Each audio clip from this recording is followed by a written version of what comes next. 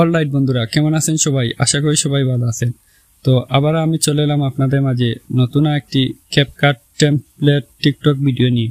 তো বন্ধুরা, ইতিমধ্যে আমার স্ক্রিনে একটি ভিডিও দেখতে পাচ্ছেন। ওই ভিডিওটা কিন্তু টিকটক জুড়ে প্রচুর পরিমাণ ফলোতে রয়েছে। তো বন্ধুরা, ভিডিওটা এডিটিং করা খুবই সহজ। তো ভিডিওটা এডিটিং করার জন্য আপনাদের প্রথমে প্রয়োজন হবে ক্রোম ব্রাউজার অ্যাপ। তো সেটা আপনারা গুগল প্লে স্টোরে পেয়ে যাবেন। তো বন্ধুরা, দেরি না করে চলুন ভিডিওটি শুরু করা যাক।